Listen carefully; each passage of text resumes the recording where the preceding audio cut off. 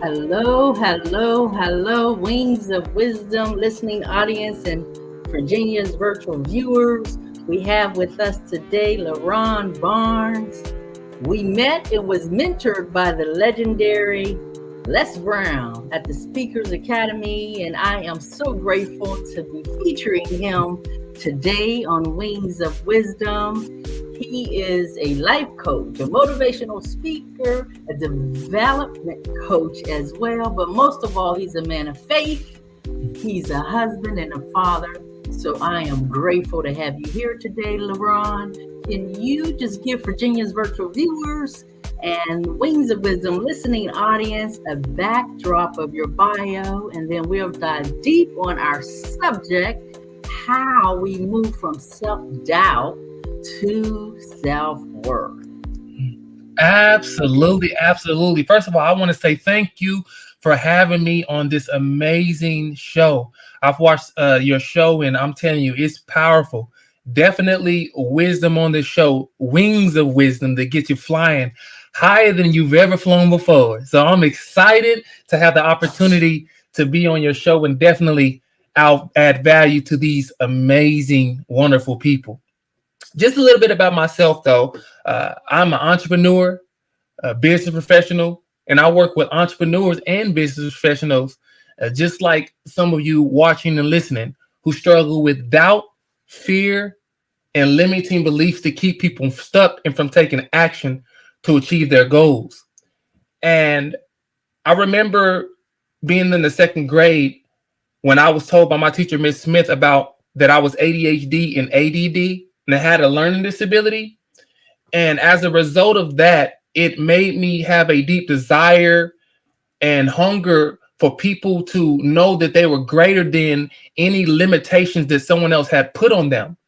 And so that inspired me to really want to be more in life, wanted to be more, do more, have more, because even though I had a lot of limitations and people telling me more about what I couldn't do versus what I could do, I had a vision. And the vision, I see myself as living the good life.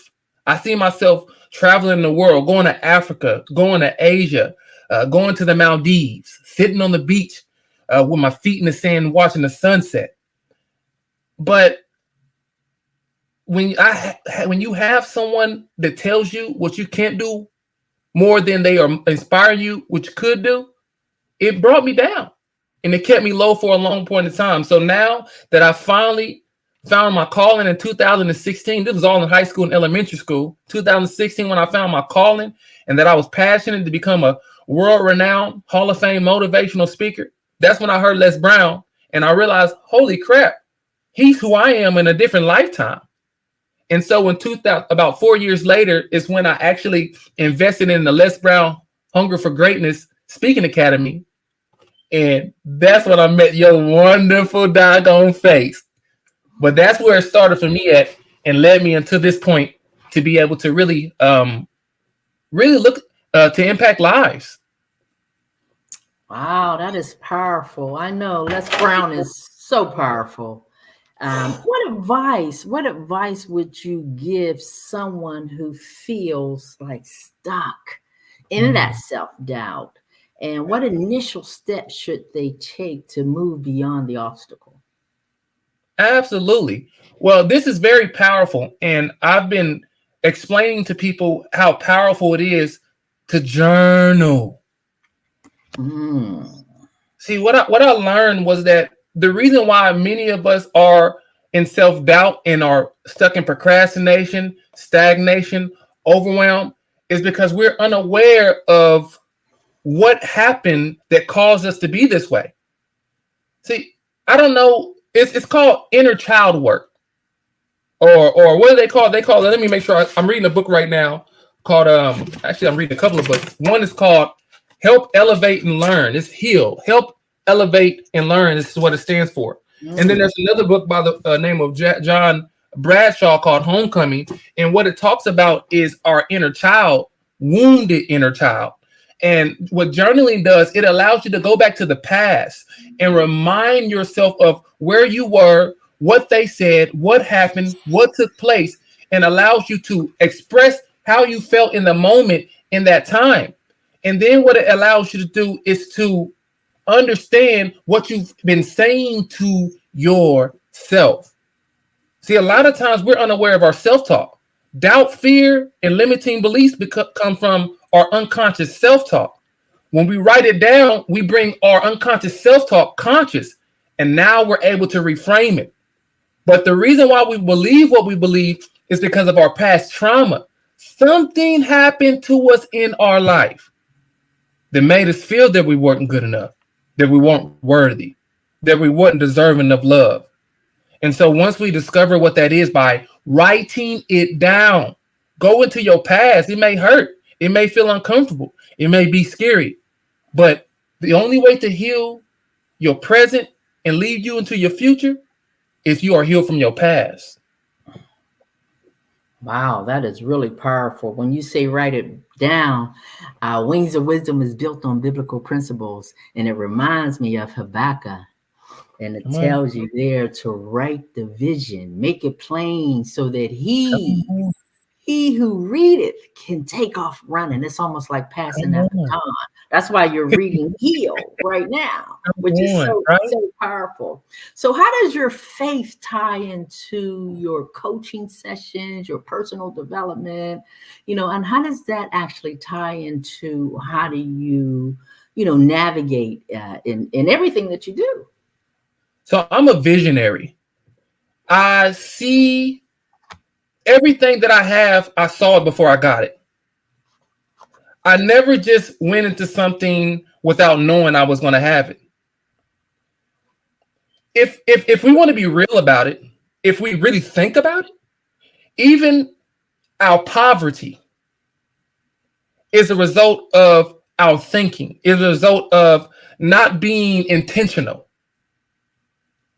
And being a visionary, being a person who knows that there's more out there, as Les Brown said one time, he said, there's more in me than I'm now expressing, and I'm going to find it. I was given a vision at the age when I was in 13 years old. I was in high school, and high school was very interesting for me because high school is actually where I determined I had a calling on my life. And when I had the vision, I seen myself in a way better light than I was viewing myself at that time. And because of that vision, because of God showed me this vision that I was great, even though I see myself as a grasshopper, God said I was a giant. And so once I was able to overcome those, not even overcome them, just have the vision that I was greater than how I saw myself, and then begin to put in the work and become part of the vision that I had seen then, but yet I had not been experiencing. Now, what that did was it helped me to see the vision for other people's lives, recognizing that vision is given from God.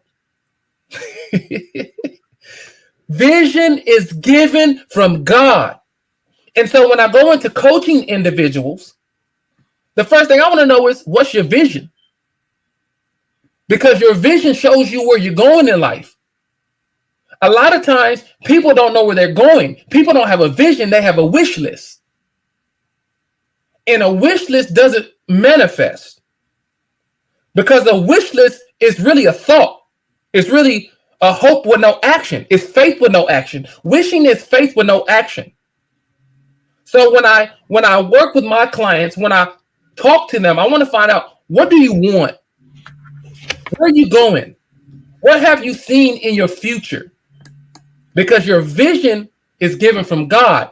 Now you just need the necessary steps, the direction, the coaches, the mentors, the information, the knowledge, so that you can take action and begin to live in your success.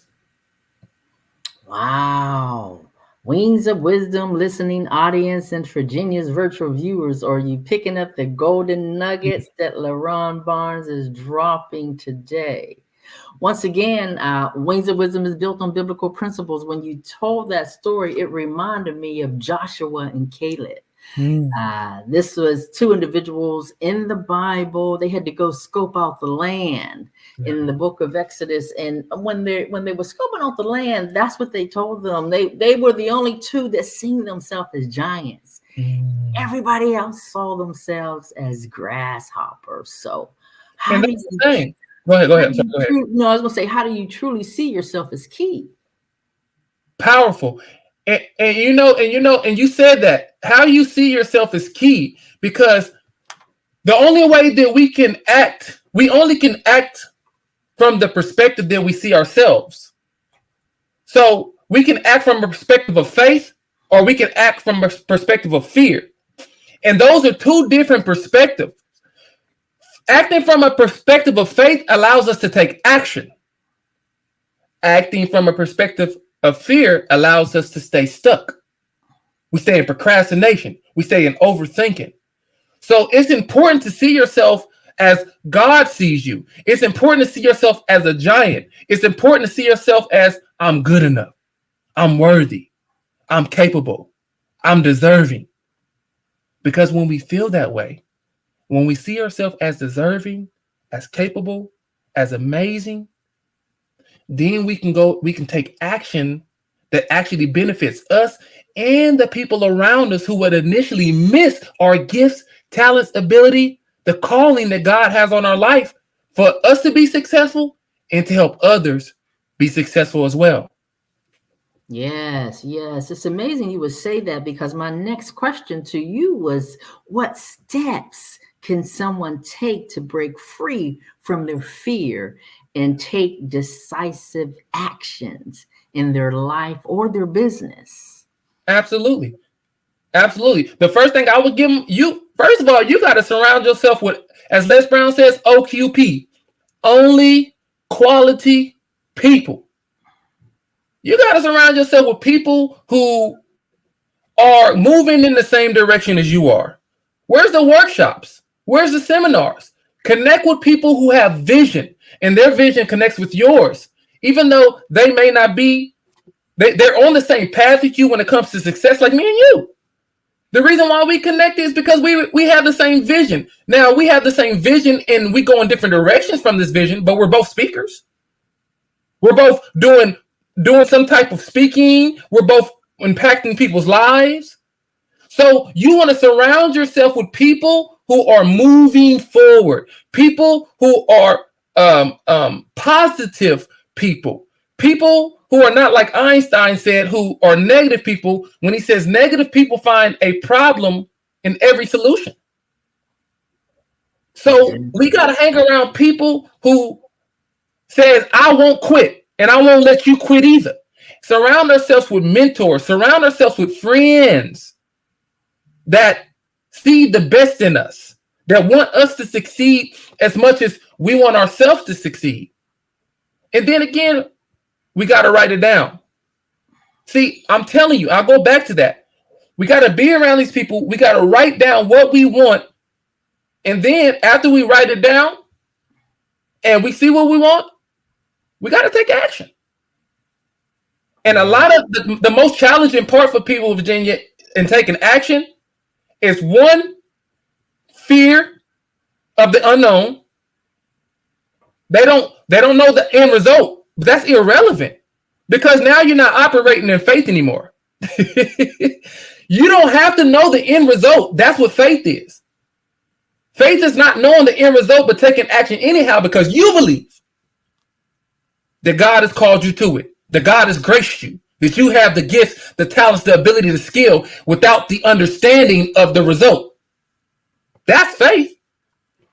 Yes, the scripture says faith is the substance of things hoped for and the evidence of things not seen. Come on. So it's powerful. It's powerful. Yes. So when you look at your personal journey in overcoming these doubts and limiting belief, what was like the main pivotal time in your life when you had that obstacle there and you was journeying along, and it helped you to kind of take a deeper leap, as Les Brown would say, grow your wings on the way down? To be honest with you, Virginia, this is really what happened to me. Confidence, a lack of confidence was the greatest hindrance in my life.